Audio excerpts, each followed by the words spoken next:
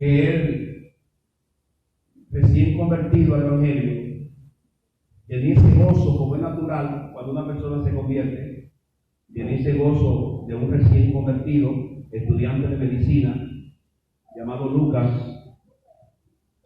Se llamaba Lucas, el joven, y él pues quería impresionar a sus compañeros de clase a través del mensaje de la palabra de Dios.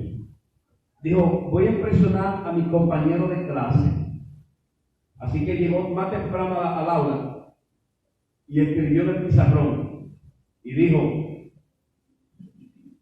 Jesús es la respuesta. Wow, qué tema, ¿eh? Y él contento salió y se puso a la distancia para que los compañeros cuando vayan entrando quedaran impactados ante esta predicación del Evangelio de este recién convertido.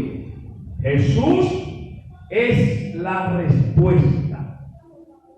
Y cuando el aula ya se llenó, el joven entró al salón de clase que estaba lleno, encontró lo que él escribió como otras escrituras que decía arriba, sí, Jesús es la respuesta. ¿Cuál es la pregunta? Y obviamente tenía lógica, porque si Jesús es la respuesta, obviamente ¿cuál es la pregunta? Una respuesta tiene consistencia dependiendo de la pregunta. Si la pregunta no tiene valor, la respuesta también no tendría valor. Si la pregunta tiene consistencia, la respuesta también tendrá consistencia. Es decir, que el que hace una pregunta basada en los cánones legales, la respuesta también estará basada en los cánones legales. Una pregunta tiene que ver con el que pregunta y una respuesta tiene que ver con el que responde. Si tú quieres una respuesta sólida, tienes que hacer una pregunta sólida. Si tú quieres una respuesta convincente, tienes que hacer una pregunta convincente. Lo que estoy diciendo es que el que hace una pregunta vana va a recibir una respuesta vana. El que hace una pregunta sólida va a recibir una respuesta sólida. Amén. Gloria al nombre del Señor. Ahora, la pregunta tiene que salir de un corazón necesitado para que pueda recibir de parte de Dios una respuesta favorable. La mayoría de personas que preguntan lo hacen con una necesidad, y tal fue el caso de Josafat, porque Josafat hizo una pregunta y él dijo, ¿por qué nos está pasando lo que nos está pasando? Y aunque él hizo la pregunta, Dios se tomó el atributo como que si fuese a Dios que Josafat se la hizo. Y ahora sus enemigos venían a hacerle la guerra. Dos naciones se juntaron, los amonitas y los hijos de Amón, para destruir a Israel. Y cuando lo tienen rodeado, Josafat dice, desde lo más profundo de su corazón, Josafat dice, pero yo he hecho las cosas correctas. Yo he agradado a Dios. Sin embargo, ahora nuestros enemigos nos tienen rodeados. ¿Qué tengo que hacer? ¿Qué puedo hacer? Aleluya. Ante esa pregunta, Dios entonces le envía la respuesta. Y le dice, Josafat, no tema a esa gran multitud que tú ves que se avecina, porque yo lo voy a destruir. Yo he escuchado tu oración y voy a obrar conforme a tu necesidad. Aleluya.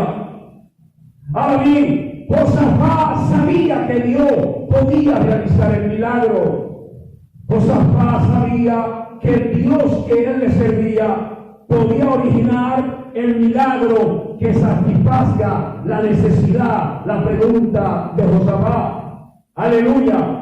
Pero dice la Biblia que Josafat, cuando se ve rodeado por sus enemigos, hizo un consejo de gobierno y le dijo a los ministros: estamos siendo invadidos, estamos siendo rodeados, quizás no tengamos escapatoria, pero vamos a hacer algo. Dijo Josafat: vamos a adorar a Dios. Aleluya. Vamos a bendecir la hermosura de su santidad.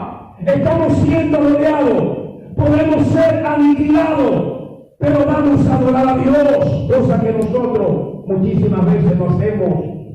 Estoy siendo zarandeado, estoy siendo golpeado. Ay, hombre, voy a adorar a Dios, voy a bendecir a Dios, tal vez Dios haga algo.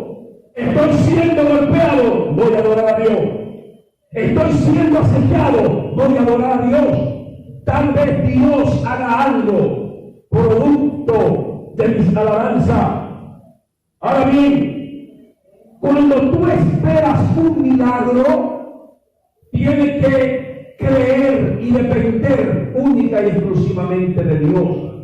Un milagro es aquello que acontece a nuestro favor y que escapa a la lógica humana, que tú no logras entenderlo, que tú no logras analizarlo, que no puedes sondearlo con la mente humana. Ese es un milagro.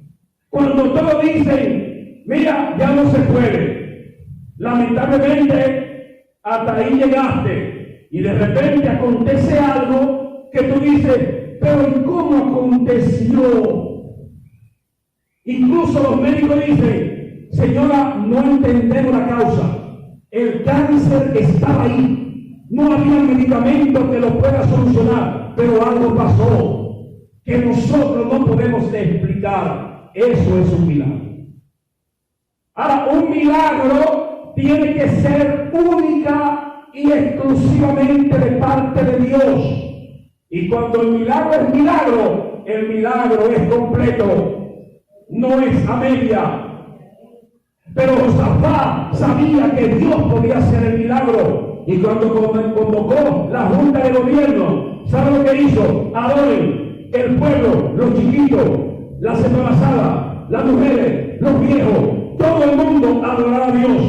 Y todo el pueblo se centró a adorar a Dios.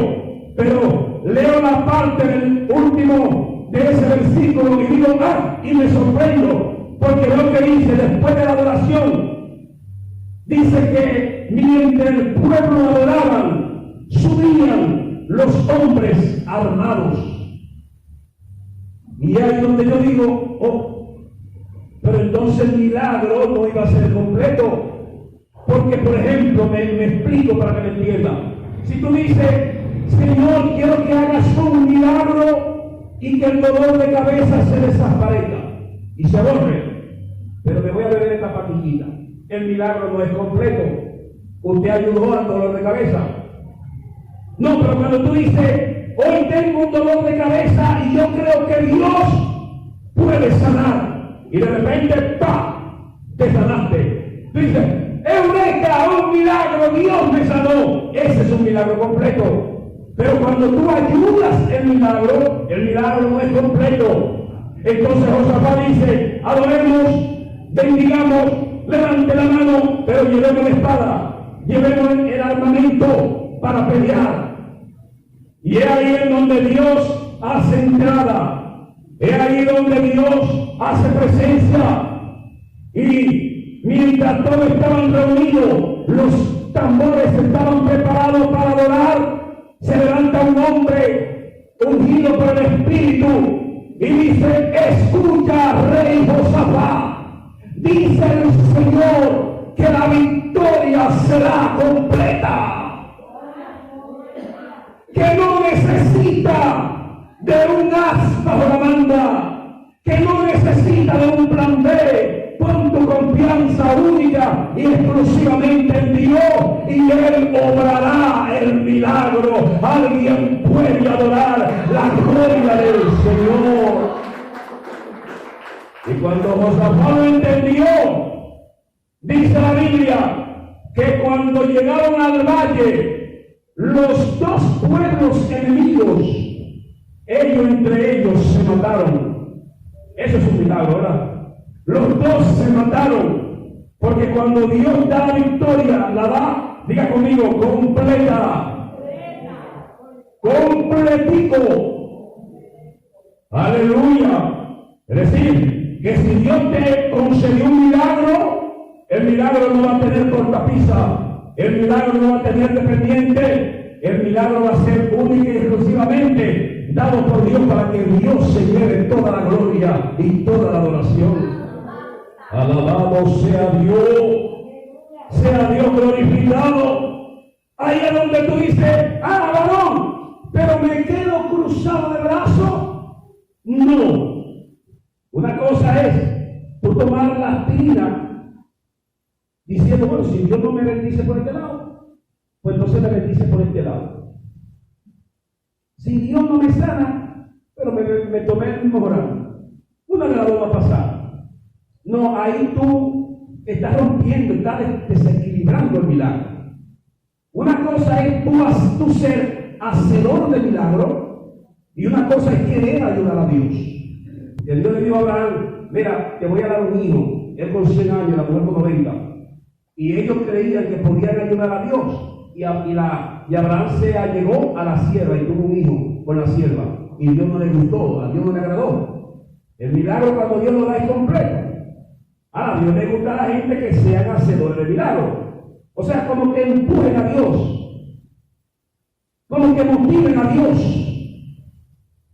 Como que dicen, Señor, yo estoy aquí y yo quiero un milagro de parte tuya. ¿Cuál es el milagro? Bueno, que mi esposo cambie, que mi esposo ya no venga tarde en la noche. Y tú comienzas a presionar. Y cuando digo presionar, no quiero que me malinterpreten, porque a Dios nadie lo presiona. Lo que digo es que tú comienzas a pujar. Es como cuando el hijo quiere tener algo de su papá. Dice, bueno, hoy yo quiero para el cine, pero yo hoy me levanto a las 7, limpio el patio. Yo hoy voy y riego la mata. Hoy yo voy y limpio mi habitación. Cuando el papá llegue y ve la habitación y ve el patio, ¿qué hace el papá? Sacó y dio para el cine. El hijo no lo presionó, el hijo motivó. Y eso es lo que Dios pide de cada uno de nosotros, que seamos motivadores, que seamos propulsores. Alabado sea Dios. Porque cuando vemos la historia de Sangar, es un personaje bíblico que te muestra, vemos la historia de Sangar, el pueblo está de derrota en derrota. Sus enemigos los venden, sus enemigos les roban el ganado, les roban la finanza. Alabado sea Dios. Y Sangar, que es un hombre íntegro que cree en Dios, dice la historia que Sangar está en el campo arando con sus bueyes.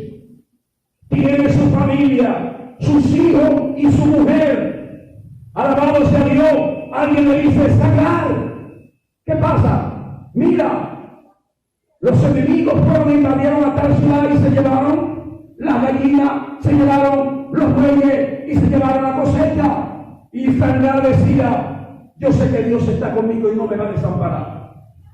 Yo sé que Dios está conmigo. Alabado sea Dios.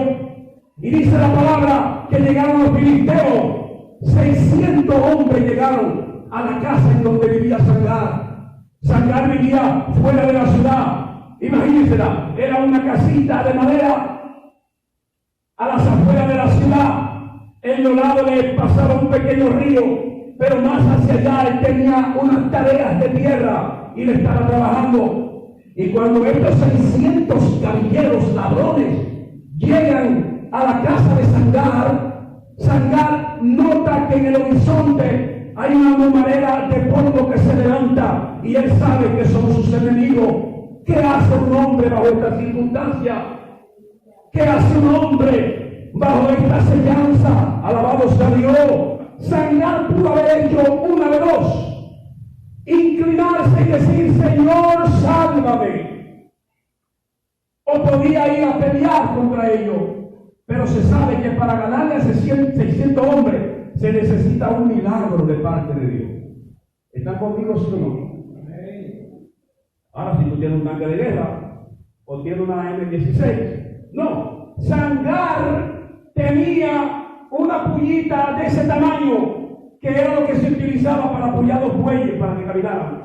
Y los bueyes caminaran rápido y los apoyaban. Sangar le tiene eso en la mano. Y cuando él ve que los enemigos vienen, él se para y empieza a correr para su familia, a salvar a su familia. Alabado sea Dios. Y cuando llega a la casa dice, mujer, ahí vienen los enemigos. Aleluya, agarra a los niños y metió en el sótano. Metió a los niños en el sótano. Y Sangar miró hacia arriba, se resguardó con la presencia de Dios y fue y se atrincheró en un rectángulo que había en la casa y dijo, aquí voy a defender mi casa. Y no solamente yo la voy a defender, sino que yo sé que Dios está conmigo. Y el Dios que salvó a Israel es el Dios que me va a salvar a mí. Aleluya. Y se quedó ahí con su palito. Y dice la Biblia, textualmente, después de esto fue Sangar, que con una quijada de buey que mató 600 hombres. Eso quedó registrado en la crónica de la Biblia. Ese poderoso milagro de parte de Dios. No es que tú lo ayudes porque se sabe que Sangar no iba a poder con ellos. Lo que pasa es que hay veces que Dios quiere ver la decisión tuya. Hay veces que Dios quiere ver si tú eres una persona gallarda, si tú eres un hombre que mueve la mano de Dios, si tú eres un hombre que acciona bajo el propósito. Y aunque Dios no esté dispuesto a bendecirte, Dios dice, déjame bendecir a este hombre ya, porque de tanto que ataca, de tanto que me clama, de tanto que dice que hay que bendecirlo, que hay que bendecirlo. Alabado sea el nombre del Señor. Y yo me voy a la Biblia y veo muchos milagros extraordinarios. Y la mayoría de milagros que veo, sorpréndanse con lo que le voy a decir, siempre aquellos que la recibieron, ellos fueron propulsores, fueron hacedores de milagros. Ellos no se quedaron, el ciego Bartimeo detrás de Jesús, Jesús, Jesús. Y si yo tuviera sed, dijera, Jesús, ven, de salaria, no. No, a Dios le gusta ese que sea hacedor de milagros, que puje por el milagro. Alabado sea Dios. Y dice la Biblia que mientras Jesús estaba enseñando, sanando, la gente se apercibe de que Jesucristo está sanando, de que Jesucristo está haciendo milagros. Es un hombre que está tendido en un lecho, en un camastro, una camita, en una sándwich. Y él quiere que Jesús le sane. Pero llegar hacia donde estaba Jesús era imposible. No podía llegar porque era así de gente. Es como usted quiere llegarle al presidente. No puede. Y así estaba Jesús. En la casa donde estaba Jesús estaba llena, atestada de hombres y mujeres. Y Jesucristo enseñando la palabra. Y afuera alrededor estaba llena de personas y nadie entraba. Y menos un cojo. Y menos un inválido. Y dice la palabra que cuando Jesús está enseñando dentro de la casa, los que llevaban al cojo, los que llevaban al paralítico, lo llevaban en la cama, eran 4, lo llevaban. Se le ocurrió una idea y dijo, no vamos a poder llegar ante Jesús. Es decir, que el milagro no lo vamos a recibir y él no va a ir a nuestra casa. Usted sabe lo que hizo, lo que hicieron. Ellos dijeron, vamos a subirnos encima del techo. Y se subieron encima del techo y partieron un hoyo. Y así bajaron el enfermo hasta los pies de Jesús. A mí me parece ver a Jesús mirando. Aleluya. Lo que pasa es que hay gente que cree que los milagros van a venir así por así. Dios a veces necesita ver tu dedicación. A veces Dios necesita ver que también tú acciones el milagro. Dice la palabra que Jesús le dijo al paralítico, tus pecados te son perdonados. Y aquí es donde voy a terminar ya. Porque cuando traemos a la mujer del flujo de sangre, que la mujer va y toca el vestido de Jesús, esa es otra historia, que la mujer toca el vestido de Jesús. Ella tenía una enfermedad tenía un periodo de menstruación más anormal que de lo costumbre para las mujeres, hasta el punto que tenía 12 años padeciendo de ese flujo de sangre. Y cuando ella va y toca el bordón de Jesús, el manto de Jesús, Jesús se para y dice, pero alguien me tocó. Alguien me tocó. ¿Y por qué alguien me tocó? Porque alguien que es provocadora de milagros accionó en mí el poder para ella.